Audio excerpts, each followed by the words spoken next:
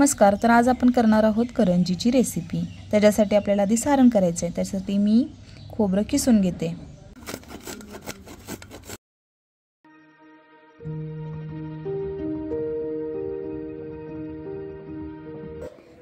त्याच्यानंतर आपल्याला खोबरं भाजून घ्यायचं आहे.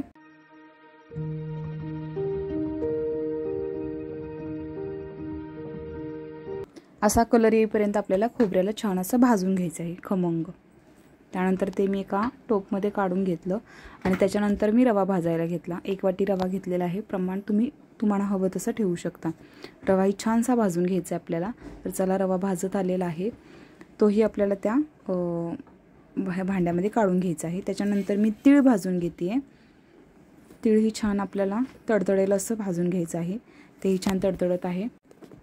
तीळही भाजल्यानंतर आपल्याला टोपमध्ये काढून घ्यायचं आहे. त्याच्यानंतर थोडेसे ड्रायफ्रूट्स आपल्याला कट करून घ्यायचे आहेत. तेही मी छान कट करून घेतलेले आहेत.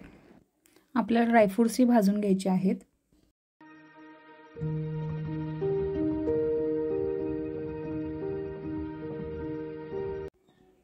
आता तेही मी टोपमध्ये काढून घेतलेलं आहे.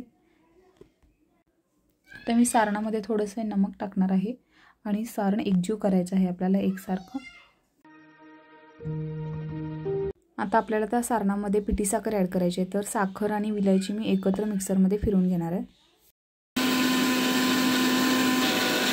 तर साखर मिक्सरला फिरवून झाली की आपल्याला त्या मिश्रणामध्ये ॲड करायचं आहे आणि सगळं एकजीव करायचं आहे. तर चला करूयात.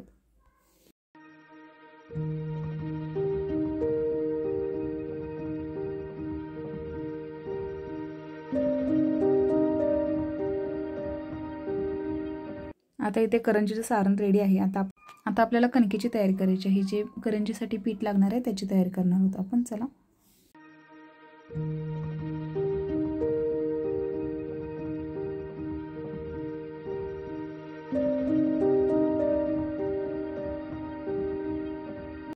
कणिक 2 तास आधी भिजवून ठेवली होती. त्याच्यानंतर मी त्याला चेचायला घेतलेलं आहे. कणिक अशी चेचून घ्यायची जशी मी दाखवली आहे तशी. छान असं पीठ मळून घ्यायचं आहे आपल्याला. तुम्ही बघू शकता.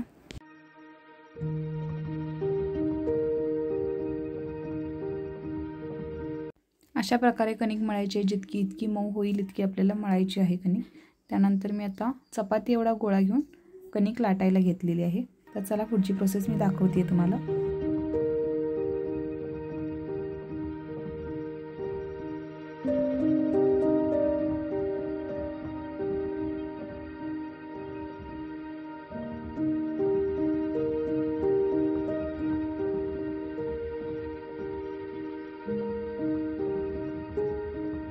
चपाती लाटतो तेवढ्या आकाराची आपल्याला ती लाटून घ्यायची आहे. त्याच्यानंतर त्याच्यावरती कॉर्नफ्लॉवर आणि तूप हे मिश्रण लावून घेते मी, छान पदर पडावेत म्हणून. आणि त्याच्यावर थोडंसं आपली जो मैदा आहे तो त्याच्यावरती स्प्रेड करून घ्यायचा आहे. आणि मग त्याचा आपल्याला रोल बनवायचे आहेत आणि त्या रोलचे छोटे छोटे काप करायचे आहेत. मी दाखवते त्याप्रमाणे व्हिडिओ.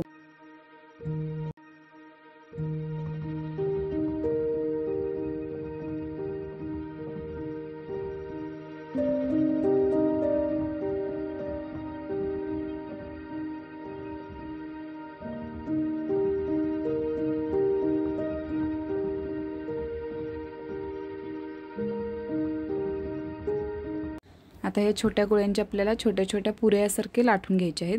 छोट्या छोट्या पुऱ्या म्हटल्या तरी चालतील. आणि त्याच्यामध्ये मग सारण भरून आपल्याला करंजी करायची आहे. मी दाखवते तशाप्रमाणे.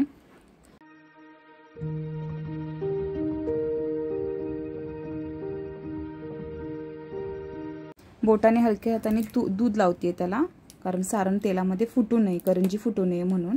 आणि त्याच्यात आपल्याला काप काढून घ्यायचे आहेत.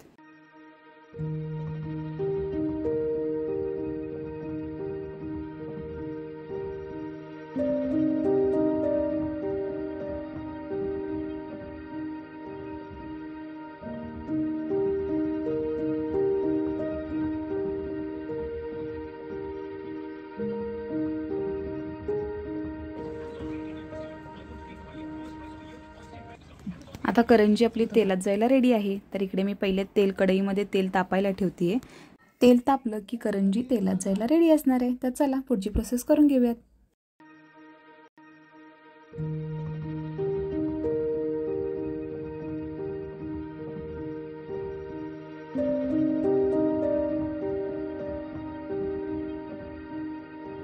मीडियम फ्लेमवरती आपल्याला तळायचं आहे. जास्त करपू द्यायचे नाहीत, गोल्डन कलर येईल इतका आपल्याला तळायचं आहे. तर असा कलर येईपर्यंत आपल्याला करंजी तळायची आहे आणि रेडी आहे करंजी खाण्यासाठी. एकदा नक्की ट्राय करा. भेटूया नेक्स्ट व्लॉगमध्ये.